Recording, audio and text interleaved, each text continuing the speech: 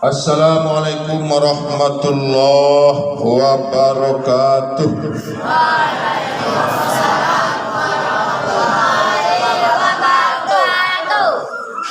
Alhamdulillahi rabbil alamin. Allahumma salli wa sallim ala sayyidina Muhammadin wa ala alihi wa sahbihi wa dzurriyyatihi wa ahli baitihi ajma'in. Amma ba'du. Al-Mukarram wal Muhtaram yang saya muliakan, seorang ulama pewaris Nabi yang berada di kampung apa namanya? Kampung Pisang. Pisang Hutan. Pisang Kota di mana? Beruntunglah Pisang Hutan, Sasak, ada ulama di tengah bapak ibu. Nanti setelah beliau wafat baru menyesal.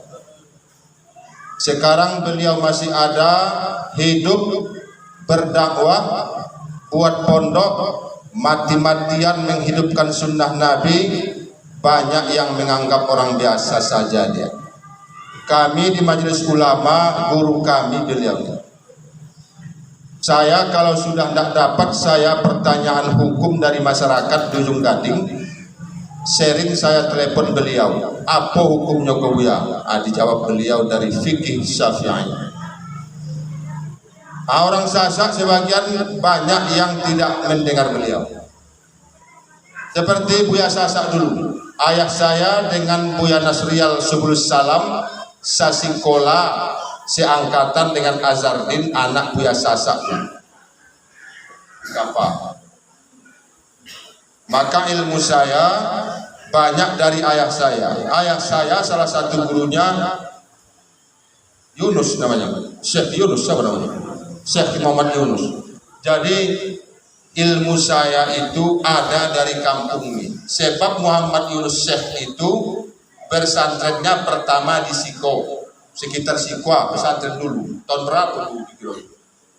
1800, 1900 berapa? 1880. Mondoknya di sekitar tanah nih, dekat masjid ini. Jadi Allah buat takdirnya saya ceramah di sini malam ini. Ilmu saya memang ada dari sini, yaitu ayah saya belajar pada Muhammad Yunus belajar di pondok sini. Sekarang muridnya Muhammad Yunus itu ayah saya, cucunya Lambo, ceramah dulu di Siko. Hebat Tuhan benar. Allahu takbir. Muhammad Yunus itu dulu banyak orang Sasak, orang Kapa menganggapnya orang biasa saja. Bahkan saya dapat cerita ada orang Kapar yang tidak pernah menyalam Buya Sasak sampai Buya itu mati. Padahal beliau itu Soekarno datang ke Padang Bukit Tinggi atau Buya Sasak datang ke Jakarta, Soekarno itu dibukanya kopiahnya. Tolong ambil Buya ke Palu Ambo. Cuma karena dia orang Jawa, Buya tolong ditiup ubun-ubun saya. Soekarno, orang Kapar ada yang tak pernah menyalam dia sampai Buya wafat. Coba. Itu beruntung atau merugi itu? Jadi sekarang ada ulama di sini Sumatera Barat ini orang seperti Syekh Dr. Siril Al-Yamani ini tidak sampai 20 orang. Berapa penduduk Sumatera Barat? 5.700.000 lebih kurang. Hanya 20 orang tidak ada sampai seperti beliau ini di bidang hadis dan fikih Syafi'i. Maka kaum bapak sebelum beliau wafat datanglah bertanya, kalau tidak setiap seminggu datang menyalamnya. Guru-guru beliau wali-waliullah, ulama-ulama besar, termasuk disebut dengan raja ilmu, sultanul ilmi, Muhammad Salim As-Satiri, itu namanya ya. Itu yang baru datang ke Istiqlal tuh, yang orang beribu-ribu tuh. Siapa namanya? Habib Umar bin Hafiz, guru beliau. Saya rencana anak-anak saya mau ke Yaman, doakan amin. Saya yakin doa kalian makbul, tak ada dosa kalian. Saya ini banyak dosa, aminkan dulu. Saya mau ke Yaman, ke Tarim, aminkan dulu. Anak saya sekarang di Temboro kelas 5, mau sekolah ke Yaman, Tarim, doakan dulu amin. Anak saya di Temboro kelas 5 sudah hafal 30 juz. Satu di Purba Baru kelas 4 hafal 12 juz Quran. Tapi belum hafal lancar, hafal setoran baru, masih rendah. Ayah saya tamat pesantren Kapar, saya tamat pesantren Purba, anak saya pesantren. Itu anak saya 6 bu, semuanya niat saya kami ikut pesantren semua. Setelah itu mau jadi jenderal, mau jadi bidan, mau jadi dokter, mau jadi arsitek, mau jadi dosen, mau jadi pedagang, terserah. Pokoknya 7 tahun pesantren dulu. Takbir. Kalian ini nanti mau jadi presiden, terserah. Pokoknya 7 tahun, 6 tahun pesantren.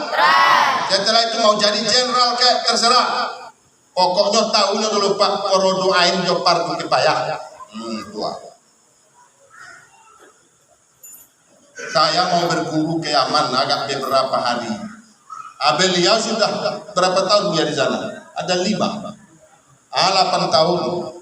Ini hadis beliau nih, saya tidak memujinya berhadapan. Takut saya nanti masyarakat sini menyesal jika beliau wafat.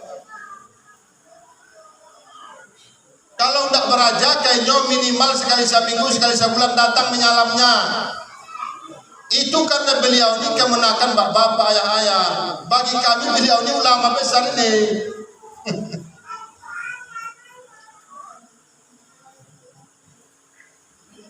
Kalau di kampungmu, di negerimu ada ulama pewaris Nabi, temui dia.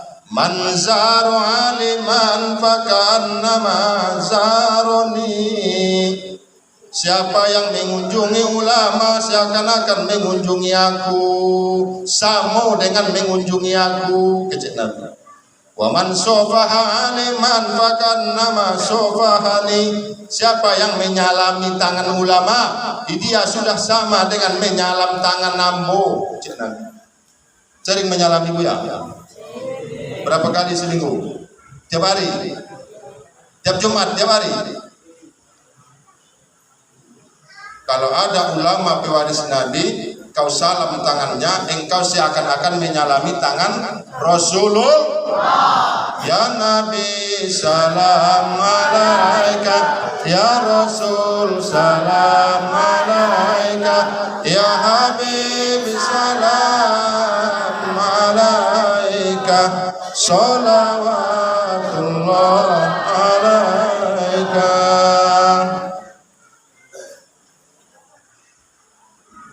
Memang biasa itu kan bapak. Ini oke cek.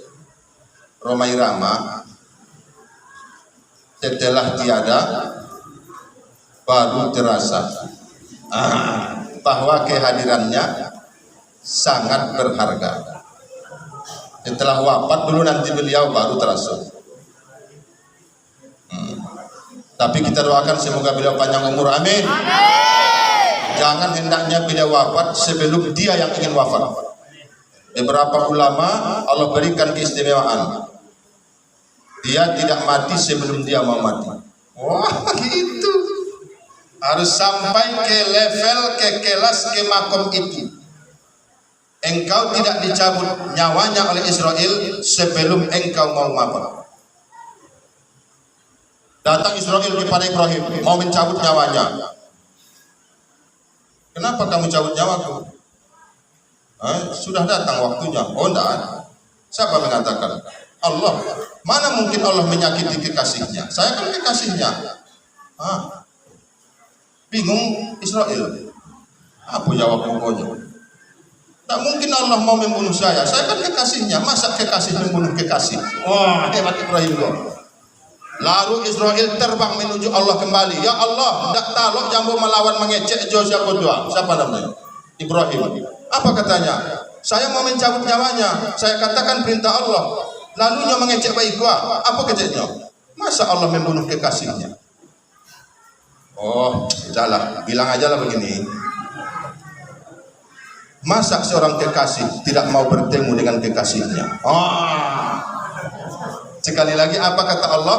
Israel, katakan ke Ibrahim itu, apakah tidak mau seorang kekasih bertemu dengan kekasihnya? Mantap kok Israel. Awas sang Ibrahim. Terbang lagi dia. Assalamualaikum Nabi Allah. Waalaikumsalam. Kata Allah baiklah. Apakah ada seorang kekasih yang tidak mau bertemu dengan kekasihnya? Oh my God, kecil Ibrahim. Habis jawab saja. Yo, saya mau bertemu dengan kekasih saya. Baru dijawab. Ulama-ulama, wali-wali itu banyak begitu. Dia tidak dicabut nyawanya oleh Israel sebelum dia mau. Tapi tidak semua. Dan ada satu ayat di Al-Quran, bukan satu ayat, 2 ayat. Tidak boleh saya bilang, nanti tanya saja Bu Yati, biar bapak ayah anda ibunda sini datang ke Bu Yati sering-sering. Siapa yang membaca itu setelah subuh, setelah asar, tidak mati sebelum dia mau mati. Jangan saya sebutkan, tanya Bu Yati. Hadis. Ada seorang ulama yang mengamalkannya, wahai ibu-ibu saya. Pagi setelah subuh dibaconyo, setelah asar dibaconyo, akan kawannya lah habis mati. Tinggalnya surang lain di kampung tu, tidak ada kawannya mau talai, sudah orang muda semua. Dia tak mati-mati. Lalu dia sudah mau mati, tapi tak mati-mati. Maka dia tertidur satu malam. Berjumpa dengan seorang yang tua. Wahai hamba Allah, kamu tahu kenapa kamu tak mati-mati? Tidak. Kamu kan selalu baca ini. Iyo. Jadi bagaimana caranya? Jangan baca. Kalau tetap kau baca, kau tak akan mati. Karena ini hadis Nabi. Setelah bangun dia untuk dibaca-bacanya lain. Ada berapa hari dia isden. Ini bukan cerita-cerita abal-abal, bukan hoak ini.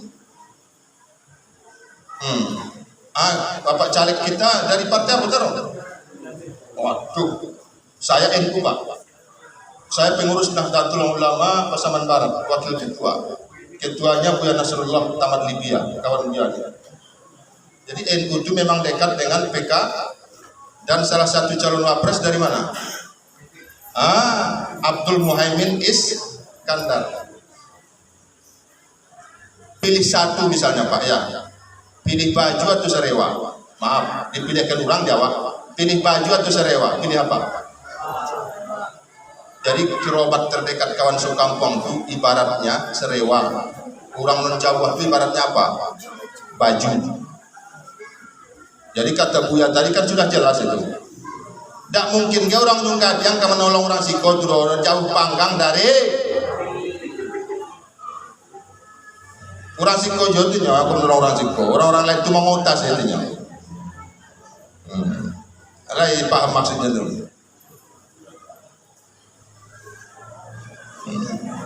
Jamaah yang dimuliakan oleh Allah. Kita bersolawat dulu anak-anak saya. Sebelumnya kami lanjutkan yang kami hormati pengurus masjid Bapak kami Haji Amri ya, yang telah serius membangun masjid ini sampai kira demikian sekarang ini. Apa saja amal di masjid ini, orang sholat mengaji, orang datang saja sini sholat atau tidur berpahala. Yang pertama siapa? Pengurus masjid. Yang kedua siapa? Yang menyumbang untuk membangun masjid. Karena pertama pengurus, karena kalau tidak ada pengurus tidak akan bangun walaupun ada orang menyumbang. Jadi bersabarlah pengurus, ada umpan puji telan saja, anggap saja semua manisan, gorengan, nanti pahalamu pak istana di surga. Amin ya rabbal.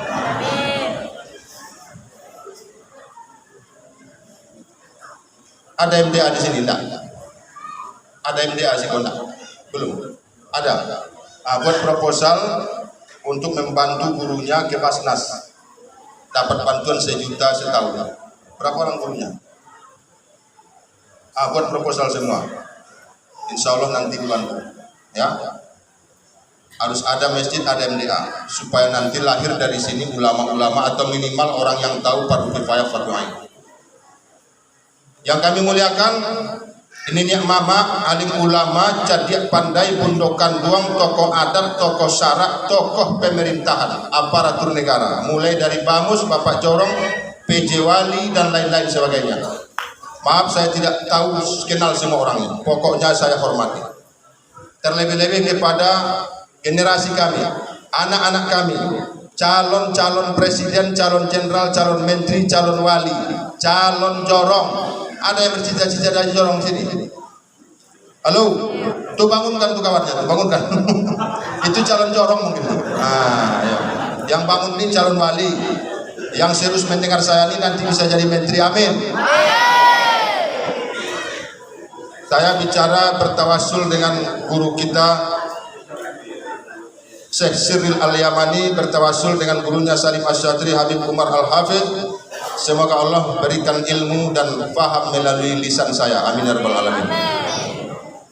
Yang kita peringati malam ini adalah masterpiece, karya terhebat, kopalokodian daripada makhluk Allah. Lebih mulia dia dari Jibril, lebih mulia dari surga, lebih hebat dari aras. Semua ciptaan Allah terbesar aras. Tak ada yang lebih gadang dari aras lain. Jibril kalah, surga kalah. Apa makhluk Allah yang paling besar? Jawabnya aras. Apa jawabnya? Aras. Muhammad lebih mulia dari aras. Tidak ada yang lebih mulia dari Muhammad. Surga kalah, Adam kalah. Adam sampai Isa semua nabi itu bapak-bapak nanti minta tolong sama nabi di akhirat. Minta tolong, jangankan umatnya, nabinya minta tolong. Maka kita ini diciptakan di umat Muhammad di Indonesia, lahirnya di Kapa, di Sasak, di Pisang Uten.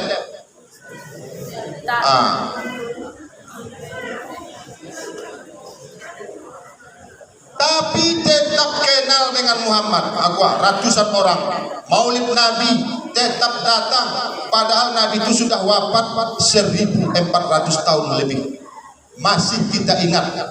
Ongku kita, nenek kita telah wafat, tak pernah kita ziarah lagi. Baru 20 tahun dia tidak tahu. Nabi sudah 1400 tahun. Kita tetap ucapkan salam. Mari kita ucapkan salam kepada Nabi. Assalamu alaika ya Nabi. Saya pencinta Muhammad Zaini bin Abdul Ghani, Buya Sekumpul, Sekumpul Martapura. Assalamu alaika Zainal Anbiya. Assalamu alaika asqal asqiya.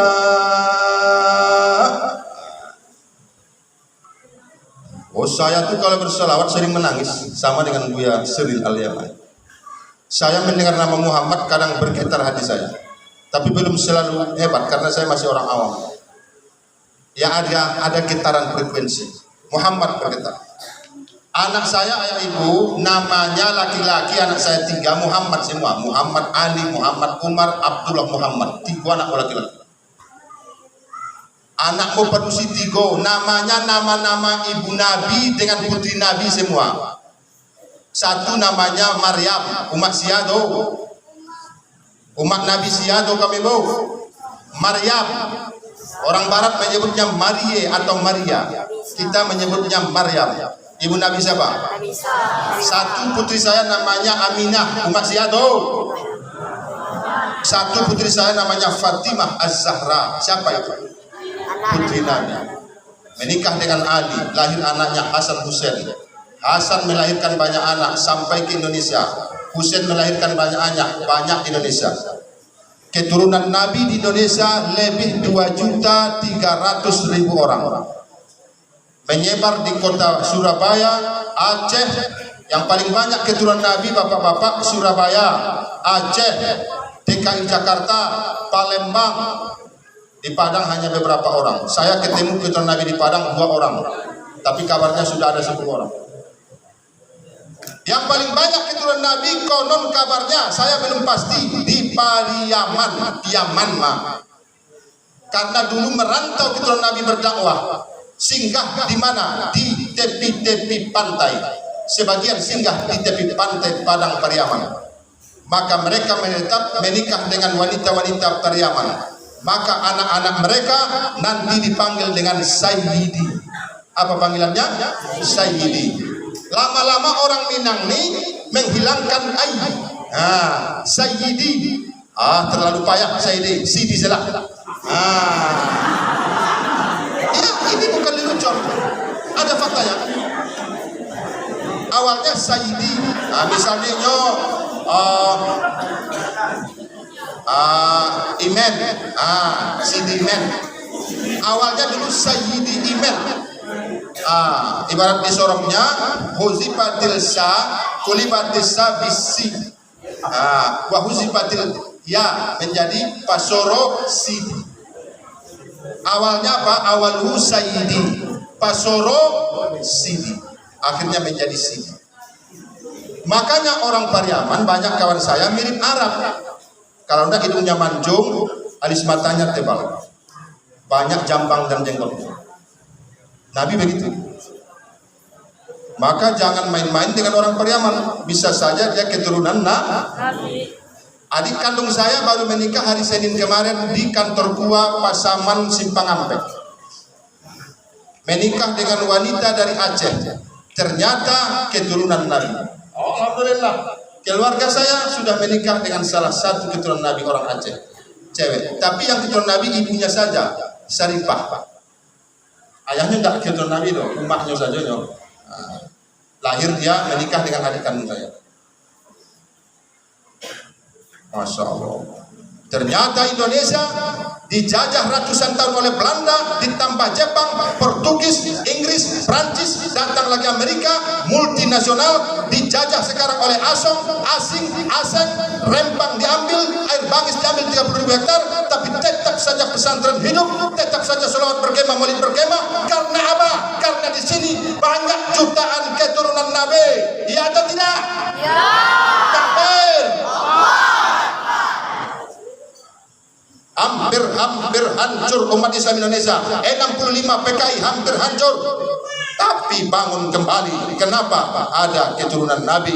Aris Nasution Jenderal 3 hari sebelum dia diculik datang dibawa oleh kawannya kepada seorang Habib di Jakarta. Lalu Habib itu mengatakan, Nasution, sebelum pergi minum air ini. Semoga kau selamat. Minumlah, kata kawan Jenderal Haris Nasution. Minum saja, minum. Pada malam 30 September sekira jam 3:30 rumahnya dimasuki paksa oleh pasukan Cakrawirawa, pengawal presiden. Dari 7 jenderal yang direncanakan diculik hidup atau mati, yang selamat siapa? Siapa yang selamat?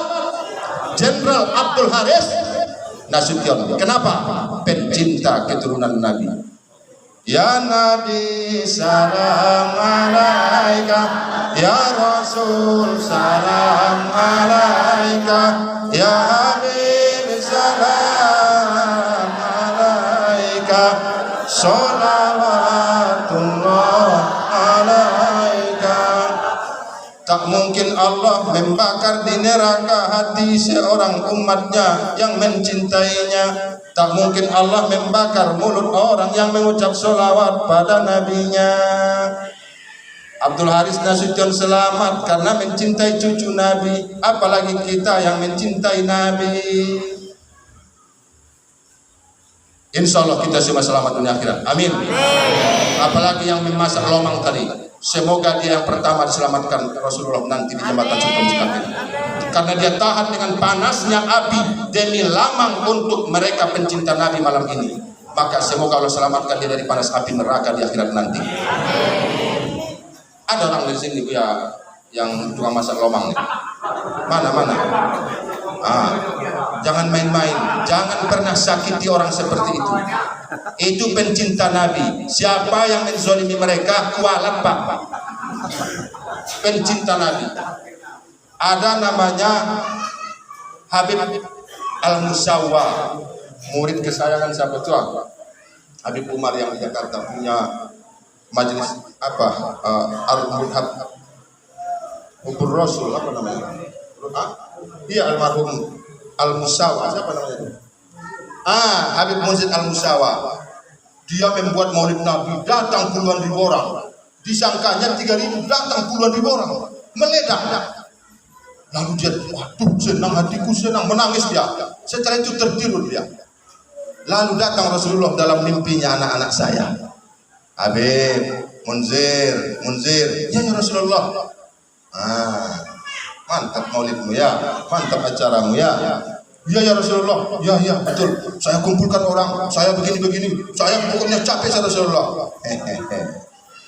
Kamu kira kamu yang hebat itu? Sampaikan salamku Habib Munzir kepada mereka yang beberapa hari sebelum hari H sudah memasang marewa, sudah memasang tenda, sudah memasak, sudah melakukan dekorasi. Namanya tidak dikenal, tidak dipoto, tidak masuk YouTube. Engkau yang terfoto, engkau yang baik, namanya harum. Sampaikan salamku pada mereka yang mempersiapkan acara ini. Ya Rasulullah, di hatinya keceknya nyola bintang di acara itu. Rupanya Nabi juga mencintai ibu-ibu, bapak-bapak, pemuda-pemuda yang menyiapkan acara maulid. Semoga semua yang terlibat malam ini, panitia, pengurus masjid dan ibu-ibu semuanya, makanan, minuman. Ini siapa yang menyumbang nih? Mana orang yang menyumbang nih Pak? Tidak kenal lagi. Semoga tidak kehausan selamanya sampai akhirat. Ini moderator mengatur acara sehingga tertib. Semoga dia diatur Rasulullah sampai ke surga. Anak-anaknya jadi ulama, alim-alimah, hafiz-hafizah. Salatullah, salamullah ala Taha Rasulillah. Salatullah, salamullah ala yasin habibillah. Masya Allah. Senang saya, senang. Ya Allah, masukkan semua ini ke surga tanpa hisab ya Allah. Termasuk aku ya Allah. Nabi lahirnya pagi setelah terbit fajar. Bukan lahir jam 12 siang, bukan lahir jam 2 malam, jam 1 malam. Sebab kata ulama, sebagian mengatakan orang itu kelakuan sifat akhlaknya sering sama dengan jam lahirnya. Tidak pasti, tapi sering. Yang lahir jam 1, jam 2 malam biasanya orang jahat, agen ganja, agen togel, agen narkoba. Mafia, bandit-bandit koruptor biasanya lahirnya jam 1 malam. Seperti galapnya malam, gelaplah akhlaknya. Mereka yang pemarah, sikit-sikit tempeleng, sikit-sikit pacarai jebininya, sikit-sikit bertengkar dengan jirannya, sikit-sikit kritik, sikit-sikit kritik. Itu biasanya lahir jam 12 siang. Seperti panasnya siang, panaslah hatinya. Maka Muhammad lahir waktu fajar. Tidak terlalu dingin, tidak panas. Maka sifat Nabi itu stabil. Panas, marah pada waktunya, dingin pada waktunya. Soekarno juga lahirnya waktu fajar. Kata seorang dukun di samping rumahnya waktu itu, ini anak ini nanti akan membawa penerangan kepada bangsanya. Benar. Akhirnya dia memerdekakan bangsa dengan proklamasi. Adik-adik saya, sepupu, ipar-ipar, keluarga, anak-anak kami rahimakumullah. Maka Nabi Muhammad itu lahirnya pagi. Orang-orang yang lahir setelah fajar biasanya akan membawa penerangan minimal kepada keluarganya. Ini sudah disurvei. Kenapa dia lahir di bulan Rabiul Awal? Apa arti Rabi'? Musim semi. karena dia akan membawa semi tumbuhnya kembali tauhid, karena Makkah sudah menyembah patung 362. Anak-anak kami yang berbahagia, maka Muhammad itu tingginya lebih kurang 2 meter. Nah, kita harus kenal, mengenali tubuh dan badan fisik Nabi Muhammad. Tinggi Nabi Muhammad, dari banyak orang yang bermimpi pada Nabi, beberapa ulama mereka mengatakan kira-kira lebih kurang tinggi Nabi itu 2 meter. Berapa meter, Pak? 2 meter. Kayak ini 184 cm. Alun 2 meter lah. Berarti lebih tinggi Nabi kita. Kira-kira tidak pas. Karena mereka, sebagian ulama hanya melihat muka Nabi, sebagian hanya melihat punggung Nabi, sebagian hanya melihat badan Nabi tidak ikut mukanya, sebagian hanya mendengar suaranya, tidak melihat tubuhnya. Tapi beberapa ulama bermimpi melihat dari ujung kaki Nabi sampai rambutnya. Maka mereka sebagian mengatakan tingginya kira-kira 2 meter. Bagaimana alis matanya? Alis mata Nabi tertulis di mana? Di Syama'ilul Muhammadiyah, tulisan Imam Tirmizi yang paling ahli buya kita. Alis matanya seperti bulan sabit, seperti bulan sabit, tebal, antara kanan dengan kiri bertemu. Nanti kalau punya HP di rumahnya, di sekolah tidak boleh kan? Bapak-bapak guru terutama tengok nanti, ambil internet, coba ketik wajah muka Habib Umar waktu muda, tek akan keluar. Alis mata Habib Umar tuh bertemu kanan dengan kiri waktu muda, hitam sekali. Begitulah alis mata Nabi. Nah, mana hitam-hitam apa sekali? Itu Bapak Jorong, Pak Jorong dari ini. Pak Bamus. Nah, cuma harus bertemu. Kalau saya ini bukan alis Nabi, karena saya alisnya tidak berapa lembar. Tuh. Saya keturunan Nabi juga, Nabi Adam. Ini alis mata Buya kita, lupa saya. Buya kita ini alis matanya tebal. Memang betul lah beliau ini. Bagaimana bentuk bola mata Nabi, ibu-ibu? Bola mata Nabi bulat, tidak sipit. Siapa yang mata-mata sipit biasanya? Mata Nabi bulat, yang hitamnya hitam, yang putihnya seperti susu kalabani, putih. Dahi Nabi lebar dahinya. Karena orang yang lebar dahinya, pemikirannya lapang, dermawan wataknya. Tengok kan kawanmu, yang dahinya 2 jari atau sejari biasanya tidak bisa minjam kepiang bro. Makin lontongnya, laki lapar, laki dagingnya mati yang gitu. Itu tengok dahinya, biasanya 2 jari. Coba ukur. Harus 4 jari supaya lapar. Ukur. Yang 2 jari jangan kawan dia nyoleh, gigit tuh. Ayah ibu-ibu, kalau ada nanti yang melamar anak kita putri, siap tuh mak, calon menantu mak, asiko dulu, bocah dia mana dulu, datang dia. Biarlah nak, suruh aja pulang dulu, Pak paling ngecek itu, sampai matuk. Apa kau mak, suruh aja pulang dulu. Kecok mak pulang ya, asiko mak, please sit down. Jangan lagi lanjutkan hubunganmu. Titik. Ini kata Ustaz Sabil Huda. Kenapa? Ku tengok dahinya tak sampai 2 jari. Tele otonya mah, itu oto apa? Oto Pajero, makannya lah Pajero tuh. Dahi Nabi lebar, semua Nabi dahinya lebar, karena dahi lebar menunjukkan lapang berpikir, dermawan orangnya. Kau lebar dahinya gua, kau bisa jadi ulama nanti. Amin. Namun demikian, kawanmu yang dahinya sempit jangan diburuk sangkai. Nanti bisa saja umur 70 tahun sudah makin lebar dahinya, karena makin sulam kan. Sallu ala Nabi.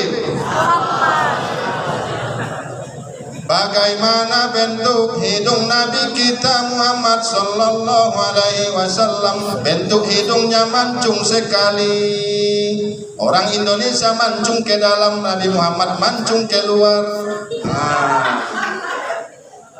Hidung Nabi mancung sekali, mancung. Bagaimana bibir Nabi? Tipis. Orang-orang Afrika itu tebal bibirnya, Nabi tidak, tipis. Bagaimana gigi Nabi? Gigi Nabi rapi, tapi gigi serinya bapak-bapak maaf, gigi seri kanan kiri ada rongga, ada sedikit ruang tumbuh panah, sehingga Nabi sering membersihkan giginya dengan pena. Kalau Nabi berpidato bicara tersenyum, maka dari antara gigi serinya yang berjarak nih keluarlah nur, sik cahaya. Sallallahu alaihi Nabi. Lidah dari Muhammad. Berapa tingginya dari? Bagaimana matanya? Bagaimana bentuk muka Nabi? Lonjong, petak, bundar. Saya petak muka saya nih, seperti Sanjay Dutt bintang India. Tidak, muka Nabi bukan petak, bukan lonjong. Muka Nabi cenderung bulat purnama, tapi tidak boleh banar, cenderung bulat.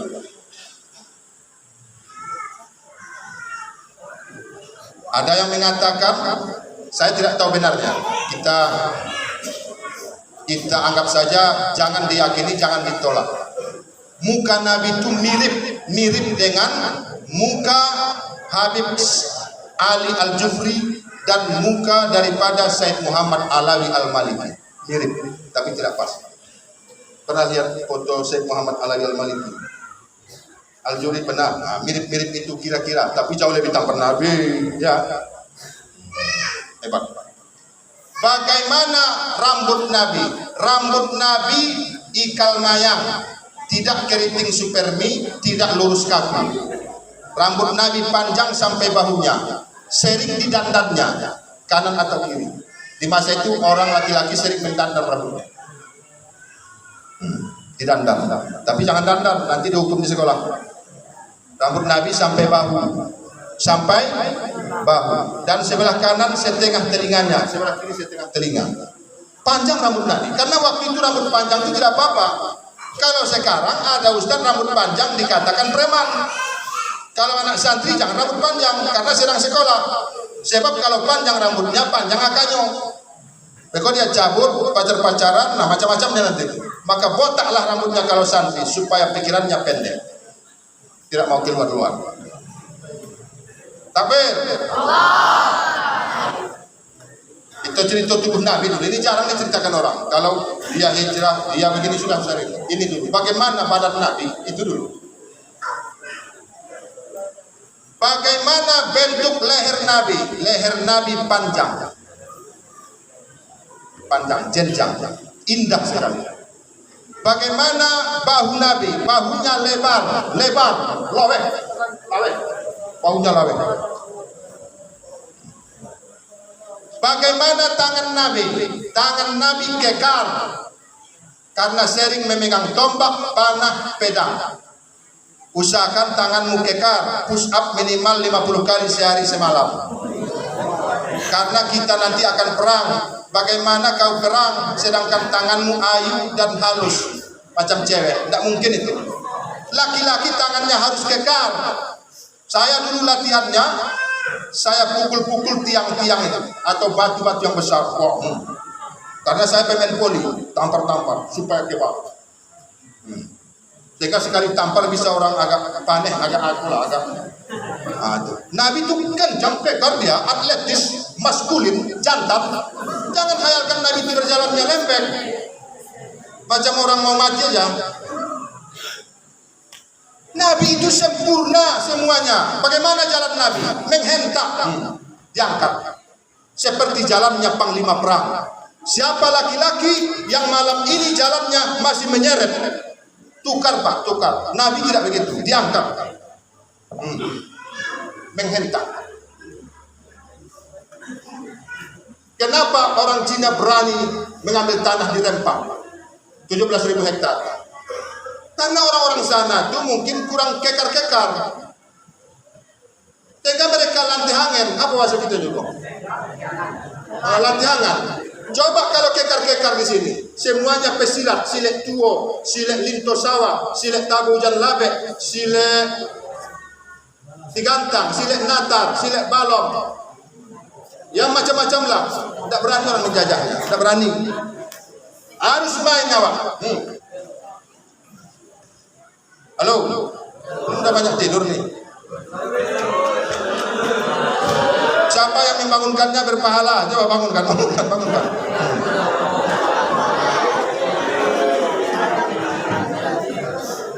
Mengaji kita dulu, Iko baru mau kemari. Cara berjalan Nabi mengangkat kakinya dan cepat-cepat.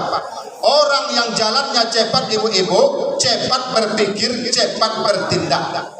Orang yang jalannya macam itik, lamban berpikir, lamban bertindak. Sehingga lalu buang air besar pun dia sering kotorannya kena daripada celananya, karena membukanya pun lama.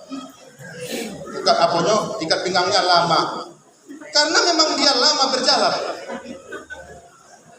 Beberapa perusahaan kalau ada yang melamar kerja, Pak, ini lamaran saya mau ikut kerja di pabrikmu, di PT-mu. Oke. Kapan Pak saya dipanggil? Tidak usah dipanggil, kamu jalan aja. Ini 25 meter, jalan Pak. Ngapain? Kamu jalan aja. Cuma ini tesnya. Apa tigo? Bingung jawab kok. Apa tigo? Anda lulus lah itu. Tapi jalan. Oke Pak. Oke, lulus. Besok mulai kerja. Ini kontraknya. Karena sudah sering dilakukan tes psikologi, tes kejiwaan. Orang yang cepat bojalenno, copek kojono. Jadi bini bukan dia. Kalau lambat jalannya kojonya mau tadi lopo. Mau bikin kepiang, bininya kojo menurut sawit bagai. Pulang situ setor-setornya. Minta cerai bukan ke pengadilan. Harus cepat jalannya. Nabi begitu. Sehingga para sahabat diceritakan dalam kitab-kitab hadis, sering sahabat berjalan dengan Nabi, tak tinggal sahabat belakang. Beberapa mengatakan, ya Rasulullah, agak dipelamu sangatnya, ikut tinggal kami. Apa kata Nabi? Oh, biasa saja langkah saya. Nabi biasa cepat, sehingga sahabat itu agak mengejar dia. Sallallahu alaihi Nabi.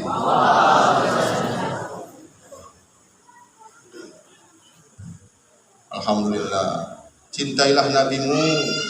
Membaca selawat itu Pak. Bagaimana caranya supaya mendengar nama Nabi bergetar, membaca selawat menangis seperti kata Buya kita Siril tadi. Bersolawat 300 kali paling sedikit sehari semalam. Kata sebagian guru, akan ada getaran kau rasakan ke dalam yulhad, ke dalam hatimu jika mendengar nama Nabi dan solawat diucapkan orang. Bisa kau menangis, tapi syaratnya solawatmu berapa kali sehari semalam? 300. Kalau ingin mimpi dengan Nabi kata ulama, tapi tidak pasti, solawatmu 1000 sehari semalam. Saya biasanya 1000. Untuk menghitungnya saya biasanya punya alat. Maaf nih, saya tunjukkan nih. Pernah lihat ini anak-anak saya yang saya sayangi? Sehingga saya berzikir nanti sedang bicara dengan orang, saya dengarkan zikir. Sudah 200, saya letakkan dulu. Nanti kalau sudah ada waktu saya lanjutkan lagi. Pokoknya 1000 sehari semalam. Apa yang akan didapatkan? Hati nyaman. Saya dulu tidak senyaman ini. Saya dulu agak tergesa-gesa orangnya, agak temperamental, agak mudah marah, mudah tersinggung. Setelah saya membiasakan sholawat 1000 kali sehari malam, saya mendapatkan surga dunia rasa saya. Senang hati saya, happy and enjoy every day, every time. A long life. Sepanjang hidup sekarang saya rasakan siang malam happy. Apa arti happy? Sa'adah. Rabbana atina fid dunya hasanah. Senang aja Pak. Ini terutama calon-calon. Banyakkan sholawat. Sekarang dia tidak akan memilih dong. Janganlah. Datang ke kamar itu. Lah muka awak saya tak padinya Pak. Karena awak baca sholawat. Tidak pasti ya, tapi termasuk ini usahanya. Banyak lawan saya dulu, lawan-lawan saya, pembenci saya, sekarang mencintai saya. Berulang dia ke rumah saya belajar. Dulu pembenci saya. Orang yang berselawat 1000 kali sehari semalam akan dicintai orang. Apa doanya? Wa habbibni linnasi ajma'in. Allahumma akthir amwali wa auladi wa habbibni linnasi ajma'in. Bagaimana mendapatkan cinta daripada umat Muhammad? Selawat 1000 kali. 1000 Pak. Allahumma sholli ala Muhammad, Allahumma sholli ala Muhammad, Allahumma sholli ala Muhammad, Allahumma sholli ala Muhammad. Panjang mana tuh Ustaz? Ayat pendek. Sallallahu ala Muhammad, sallallahu ala Muhammad, sallallahu ala Muhammad. Amari sama-sama Bu. Sallallahu ala Muhammad, sallallahu ala Muhammad. Pendek, pendek. 1000 kali. Yang bersolawat lebih 1000 kali sehari semalam, biasanya Allah membuat dia tiada fakir, tidak akan pernah dikunjungi kefakiran sekalipun krisis ekonomi, krisis moneter, akan bertambah ilmunya, yazidu ilmunya terus bertambah. Jemaah yang dimuliakan Allah, karena waktu sudah agak malam dan kami jauh, saya menutup kajian kita dengan ada 5 keistimewaan Nabi yang jarang diceritakan. Bahasa Inggrisnya the untold story, yang jarang diceritakan orang. Pertama, Nabi Muhammad tidak pernah dihinggapi lalat. Halo, anak muda, apa yang pertama? Nabi Muhammad tidak pernah dihinggapi lalat. Langau, lalat tidak pernah hinggap di tubuh Nabi, mulai dari lahir sampai wafat. Tidak pernah dihinggapi lalat. Kenapa? Karena di tubuh Nabi tidak ada kotoran. Kenapa kita dihinggapi lalat? Ada bau dan beberapa kotoran. Kedua, Nabi Muhammad tidak pernah bermimpi basah. Maaf, Nabi tidak pernah bermimpi basah. Kenapa? Siapa saja yang bermimpi basah, pasti setan sedang menggodanya waktu itu. Setan sedang hadir ke dalam ruhnya waktu itu. Nabi tidak pernah dihampiri oleh setan, maka Nabi tidak pernah bermimpi basah sampai wafat. Demikianlah mulai dari Adam seterusnya sampai dari Isa. Ketiga, Nabi Muhammad tidak pernah menguap. Apa bahasa Minang itu menguap? Tidak pernah. Kita sering, saya sering, karena saya umatnya, bukan Nabi saya. Nabi tidak pernah menguap. 3, 1, udah berapa nih? Keempat, Nabi bisa melihat ke belakang seperti melihat ke depan. Sering sahabat dipanggil Nabi, ke depan sana. Nabi tahu, saya bisa melihat ke belakang seperti melihat ke depan. Walau mata saya ke depan, tapi saya sebagai 2 mata juga. Kelima, Nabi tidak pernah lalai dan tidur hatinya, walaupun sedang tidur matanya. Tanamu ainaya wala tanamu qalbi, atau kama qala Rasulullah. Mata saya bisa saja terpedam tidur, mengorok. Karena dalam hadis Nabi itu yang mengorok, apa tuh? Bahasa kami mendeliknya bekaruh. Itu ada hadisnya Bu ya kan, Nabi itu kadang bekaruh, tapi hatinya tetap Allah. Wala tanamu qalbi, hatiku tak pernah lalai dengan Allah. Anak-anak saya, kaum muslimin yang dimuliakan Allah, saya berikan sebuah pesan wasiat yang saya baca di dalam kitab Abwaabul Faraj, ditulis oleh Abuya Said Muhammad Alawi Al-Maliki. Seorang sahabat datang kepada Nabi, "Ya Rasulullah, saya beternak tapi ternakku mati. Saya berdagang tapi merugi. Saya bertani tapi tidak panen-panen. Dunia sudah sempit bagiku. Tolong ajari saya ya Rasulullah satu bacaan ringan yang dengannya murahlah rezeki saya sepanjang masa." Oh mudah, kata Nabi. Sebelum fajar, sebelum azan muazzin subuh, sebelum masuk waktu subuh, bacalah tasbih malaikat. Apa itu Rasulullah? Subhanallah wa bihamdih, subhanallahil azim, astaghfirullah mi'ata marratin. Apa artinya? Mi'ata marrah, 100 kali. 100 times, 100 kali. Subhanallah wa bihamdi, subhanallahil azim, astagfirullah. Kapan waktunya? Sebelum masuk waktu subuh, kira-kira jam 4:30. 25 menit lagi mangko azan urang adi baca dia apa? Subhanallah wa bihamdi, subhanallahil azim, astagfirullah 100 kali. Apa yang akan terjadi?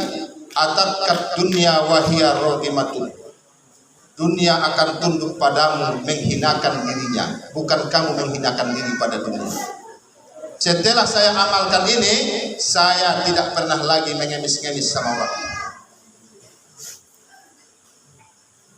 Biasanya apa yang saya inginkan, cepat atau lambat ada jalan. Dunia ditundukkan Allah. Siapa yang membaca ini, Pak? Harga sawit bisa turun naik. Gaji bisa datang sebulan tapi 3 bulan menunggak. Pangkat jabatan bisa 5 tahun, setelah itu harus digantikan orang lain habis periode. Politik bisa fluktuasi. Pujian orang bisa datang lalu setelah itu cacian.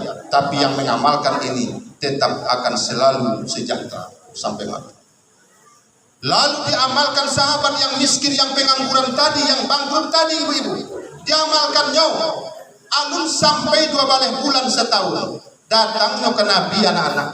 Datang dia kepada Nabi dengan wajah berseri. Dulu dia datang dengan wajah tunduk, pakaian lusuh. Sekarang dia pakaian cantik, kuda yang bagus. Datang dengan wajah senyum yang berbinar. Ya Rasulullah, assalamualaikum. Waalaikumsalam. Iyo nyo kecil Nabi itu. Apa itu? Dulu kan ngajari Nabi zikir ini, tasbih ini. Iya. Sekarang Nabi, bukan cuma saya yang sejahtera, jiran saya pun sudah ikut sejahtera kaya. Saya bantu karena melimpah-limpah harta saya. Halo. Subhanallah wa bihamdi, subhanallahil azim. Umat Muhammad harus kaya.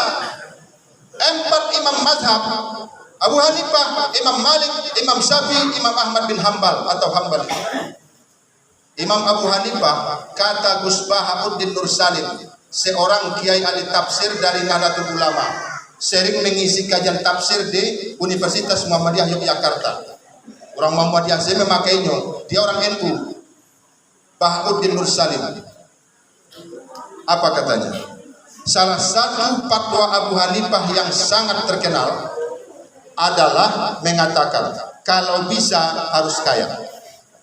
Apa katanya? Kalau bisa harus kaya.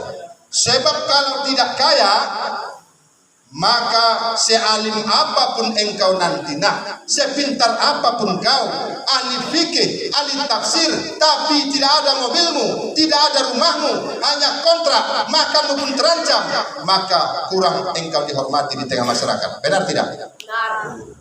Buya kita ini karena kaya, mobilnya lebih cantik dari mobil saya. Alim jadi tuan pulau harta, terhormat pula, punya pondok pula. Iyalah, kata Abu Hanifah, kalau bisa umat Islam itu wajib kaya. Dipatwakannya, artinya ibaratnya ketua MUI diumumkannya, kalau bisa wajib kah? Kalau miskin itulah bentuknya. Jadi hati-hati orang Indonesia kalau begini dan miskinnya. Berutang. Nah, bangun jalan tol berutang, bangun bandara berutang, bangun ini berutang. Lama-lama kita tenggelam dengan utang, akhirnya tak terbayar. Mereka ambil tanah, Rempang, Air Bangis. Rempang 17.000 hektar, Air Bangis 30.000 hektar, 162 hektar. Coba bayangkan itu, kampung Air Bangis itu dari Bungo Tanjung sampai Mentok, tak sampai 1.000 hektar loh. Tapi ini diambilnya 30.000 hektar, 20.000 hektar daratan, 10.000 hektar lautan. Untuk apa itu? Ternyata beberapa bocoran nanti itu untuk pangkalan militer. Militer siapa? Asing-asing atau asong. Karena di dalam ilmu strategi perang, siapa menguasai Rempang dan Air Bangis akan menguasai strategi geopolitik geoperang Indonesia. Karena ternyata cocok bertahan di Air Bangis dan di Rempang. Sulit menyerang. Itu makanya ternyata mereka mendosak tergesa-gesa mengambilnya. Apa yang terjadi jika itu terjadi? Kemiskinan, jadi budak di negeri sendiri. Paling nanti orang kita jadi apa di situ? Jadi jadi apa? Jadi satpam. Lama-lama satpam pun tak mau mereka, orang lain. Saya dapat bocoran, tapi tak tahu saya ini benar atau tidak. Nanti lama-lama PT-PT yang HGU-nya milik apa nih di sekitar kita ini nanti, itu lama-lama nanti jadi basis mereka. Sekarang aja kepo. Karena sudah diperpanjang HGU-nya Pak. Ada yang diperpanjang 190 tahun, ada yang diperpanjang 60 tahun. Apa bunga apa gini? 60 tahun lagi misalnya, 190 tahun. Anak kita pun berapa ya Pak? Ini umat Muhammad, Indonesia negara Islam terbesar di dunia, 200 juta, nomor 1 India. Oh jangan katakan Indonesia yang paling banyak Islamnya, India 300 juta Islamnya, penduduknya 1,2 miliar, 300 juta Muslim. Indonesia 270 juta, Islam 200 juta, nomor 2 terbesar di dunia ini. Makanya mereka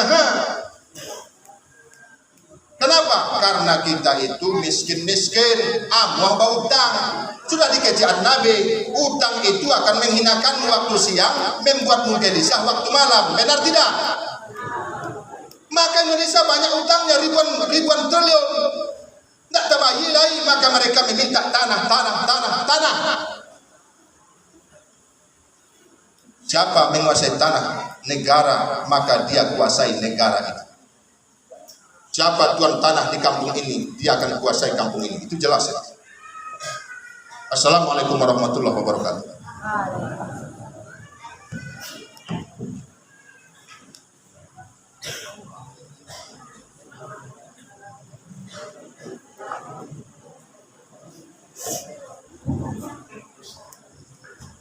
Terima kasih kita ucapkan kepada